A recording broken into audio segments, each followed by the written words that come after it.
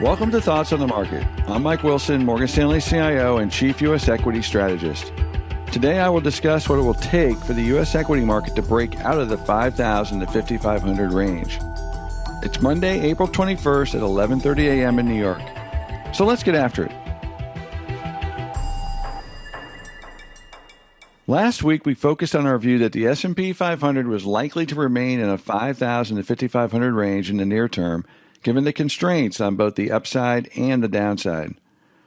First, on the upside, we think it will be challenging for the index to break through prior support of 5,500, given the recent acceleration lower in earnings revisions, uncertainty on how tariff negotiations will progress, and the notion that the Fed appears to be on hold until it has more clarity on the inflationary and growth impacts of tariffs and other factors. At the same time, we also believe the equity market has been contemplating all of these challenges for much longer than the consensus acknowledges. Nowhere is this evidence clearer than in the ratio of cyclical versus defensive stocks, as discussed on this podcast many times. In fact, the ratio peaked a year ago and is now down more than 40%. Coming into the year, we had a more skeptical view on growth than the consensus for the first half due to expectations that appeared too rosy in the context of policy sequencing that was likely to be mostly growth negative to start. Things like immigration enforcement, DOGE, and tariffs.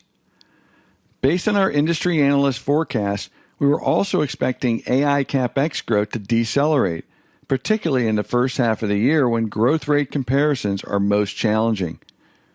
Recall the DeepSeek announcement in January that further heightened investor concerns on this factor. And given the importance of AI CapEx to the overall growth expectations of the economy, this dynamic remains a major consideration for investors.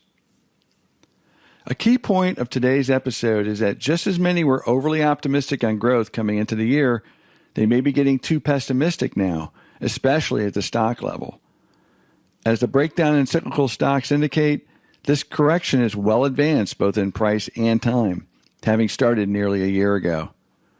Now with the S&P 500 closing last week very close to the middle of our range, the index appears to be struggling with the uncertainty of how this will all play out. Equities trade in the future as they try to discount what will be happening in 6 months, not today. Predicting the future path is very difficult in any environment, and that is arguably more difficult today than usual, which explains the high volatility in equity prices. The good news is that stocks have discounted quite a bit of slowing at this point. It's worth remembering the factors that many were optimistic about 4 to 5 months ago, things like deregulation, lower interest rates, AI productivity, and a more efficient government are still on the table as potential future positive catalysts. And markets have a way of discounting them before it's obvious.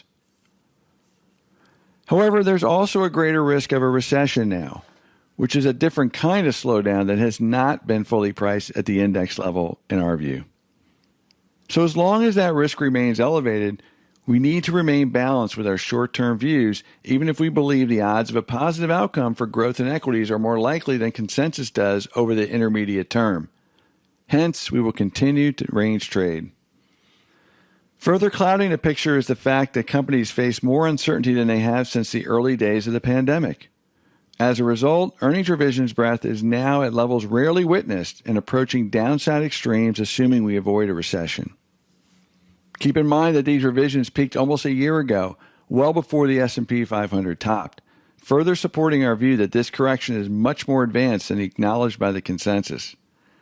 This is why we are now more interested in looking at stocks and sectors that may have already discounted a mild recession, even if the broader index has not. Bottom line, if a recession is averted, markets likely made their lows 2 weeks ago. If not, the S&P 500 will likely take those lows out. There are other factors that could take us below 4,800 in a bear case outcome too. For example, the Fed decides to raise rates due to tariff-driven inflation, or the term premium blows out, taking 10-year Treasury yields above 5% without any growth improvement. Nevertheless, we believe recession probability is the wild card now that markets are wrestling with. In S&P terms, we think 5,000 to 5,500 is the appropriate range until this risk is either confirmed or refuted by the hard data, with labor being the most important. In the meantime, stay up the quality curve with your equity portfolio. Thanks for listening. If you enjoy the podcast, leave us a review wherever you listen and share thoughts on the market with a friend or colleague today. The preceding content is informational only and based on information available when created. It is not an offer or solicitation, nor is it tax or legal advice. It does not consider your financial circumstances and objectives and may not be suitable for you.